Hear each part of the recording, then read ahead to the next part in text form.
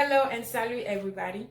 Question of the day is your African wife worth it? You heard me. You heard me. Is your African wife worth it?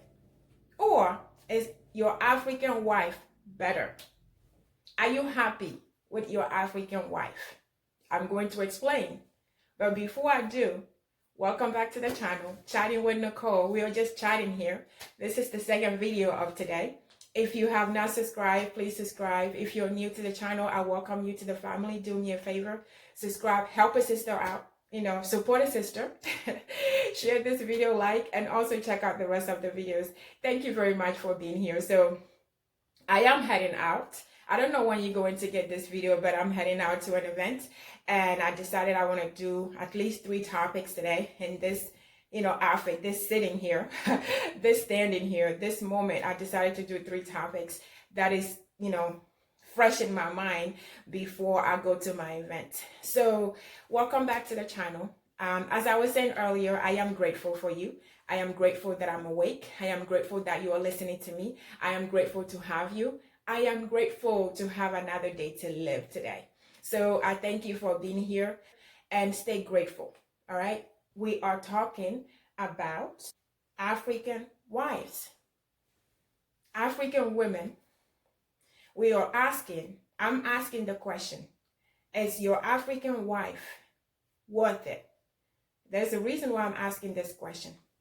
So I was in a plane when I was coming back from home. I was in a plane and I sat with an older lady, and a very sweet lady, and we were talking, and she was giving me advice. She has a daughter my age, and she has a younger, older daughter, an older son, and she was coming back from a vacation, and we started talking, and she was telling me stories.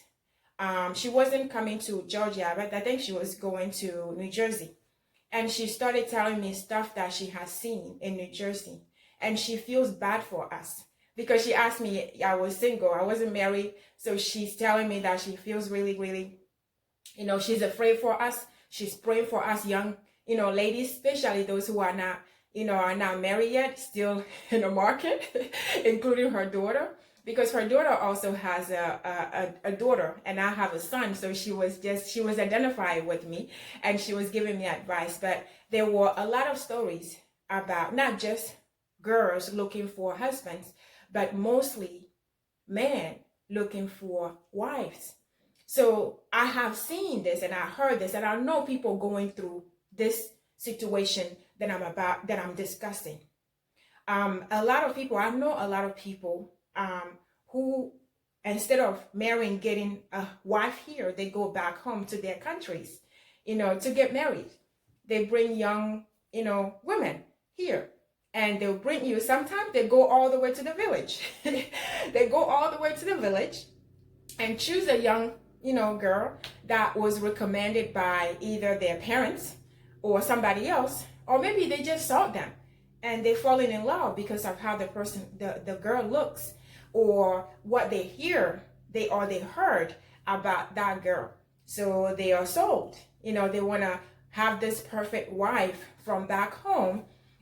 This wife who will be cooking all the amala, all the akume, all the fufu, all the fetri, okra soup, all the jello fried rice, the molukume, beans with rice, all these food are demand.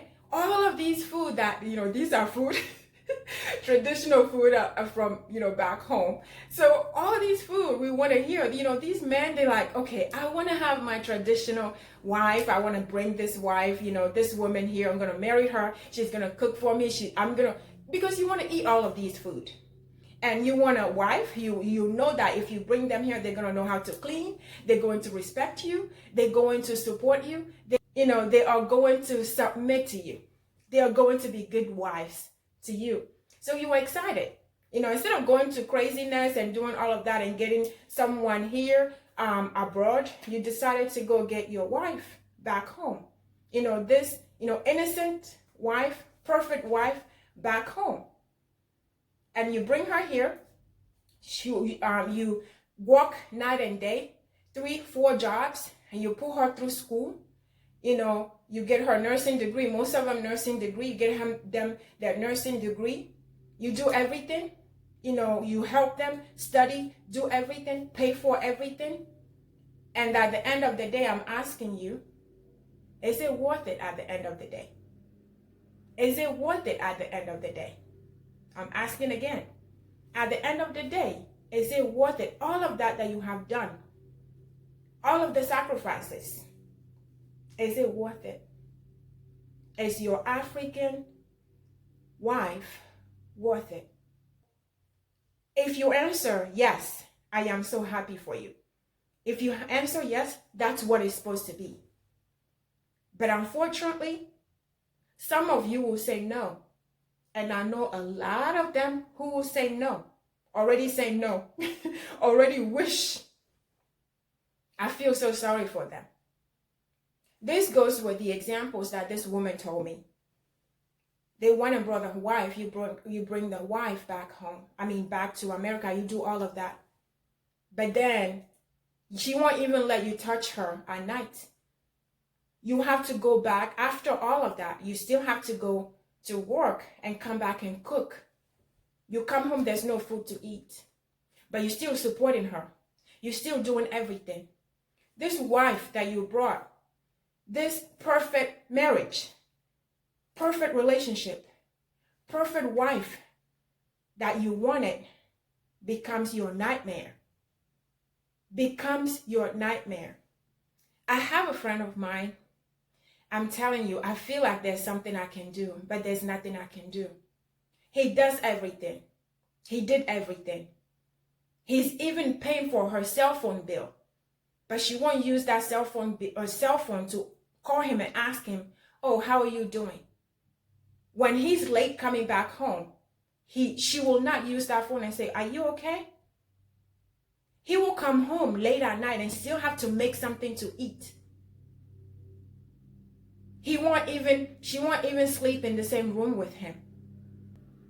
So you see why I'm asking this question. I feel for you. I feel for you. And there's so many stories. It will take us 2 days to discuss all these stories and all these examples. So I'm asking you, my African, man, gentleman, I want you to think about your choices, your options. Think about those people, those women. Think about your decisions. And don't just make them lightly. Make sure that you pray about it. Make sure that you do more investigation. You do more investigation before you get into those situations. I know it's not easy, but I just would encourage you, before you get into something like this, I want you to do your own investigation. Do your own due diligence.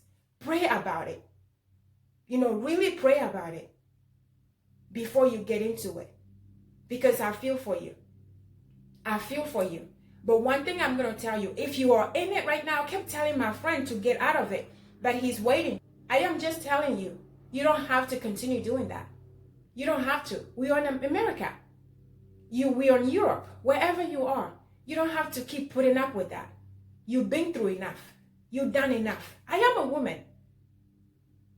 I am a woman, so I'm not against women. But I'm saying that these things that are being done to you is wrong. We are wrong. So I'm talking to our ladies as well. If you're doing this to somebody who sacrificed everything, brought you abroad and sacrificed and did everything for you, if you're doing this to them, you are wrong. You have to change. You have to ask them to forgive you. And you have to do right by them. And if you just don't like them at all, then leave. Simple. Leave. Carry on with your life. Stay with who you like. So that's my recommendation. So I want you, women, men, I want you to be careful. I want you to do your own due diligence. Don't jump in things like that lightly. So African women, yes, we want African women. I know it may not be easy. You just want an African woman. There are so many African women out there. It doesn't have to be African women from a village. African women from back home. So be careful. Do your own due diligence. Think about it. Don't take those actions lightly. Pay attention. Be mindful. And most importantly, pray about it. Good luck. Stay safe and blessed.